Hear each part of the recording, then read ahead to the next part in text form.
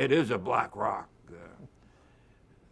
To make it black was a big problem because finding black granite was a difficult task. I remember a good friend of mine in the field of architecture when we were planning the building. It was not the architect that I selected to do the building, but when I was talking with him one day at lunch and describing what we were up to, and he was not particularly interested in taking on the task of designing the building, he said, stay black. Don't get trapped into a lighter stone. I sent Clarence Hopper, I think, to South Africa because there was supposed to be some black granite down there. I went to Sweden to see a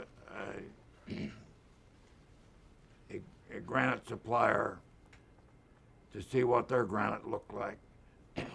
We were told there was black granite. We could get black granite in Japan. I think we went to 4 different parts of the world looking for black granite. Finally found something that approximated a piece of black granite in the Canadian granite that ultimately was used. But it was one thing to find the black granite and to deliver it on the site so it was black, because I wanted a rough texture. I remember having lunch with Eero Saarinen one day, and I was wearing an old Harris tweed jacket. And he said, "How do you see the skin?" And I said, "Well, I'd like to see it as rough as this jacket." "Oh," he said, "well, I did a building in Norway for the State Department that had a black texture. You ought to see it." So I flew over to Norway to see it.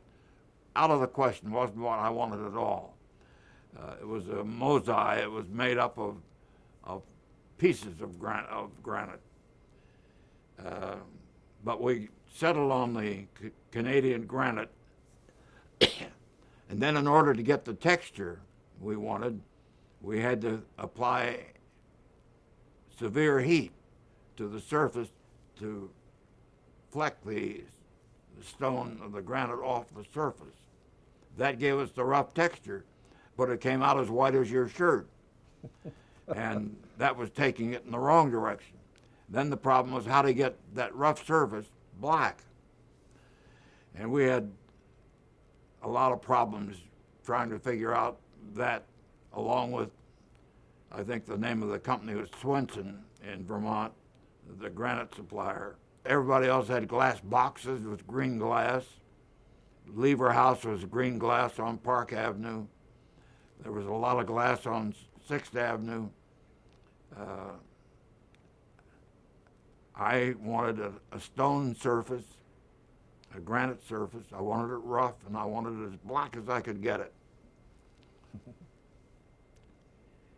The way we got the black ultimately was that one of Clarence Hopper's men,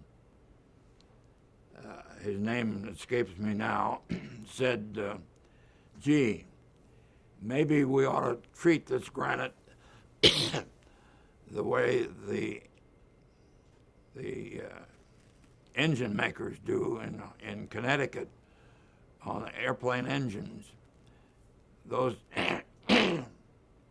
parts of those engines are exposed to great heat and oil, and the oil gets baked onto the aluminum, and they put them back through the processing in the plant.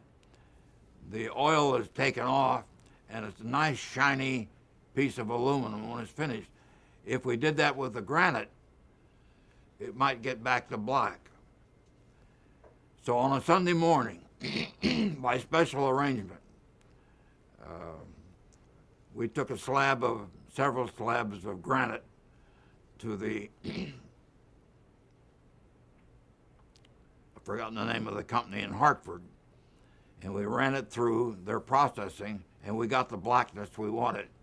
So we went to Canada and got the granite, cut it, got the surface we wanted, brought it down to to a plant that we built to do this in order to get it black. And the scrambling around for the black granite, obviously I kept the chairman informed of what we were doing. I don't think he was ever much in favor of Saarinen as an architect, and certainly I think he was not very happy about my emphasis on the black.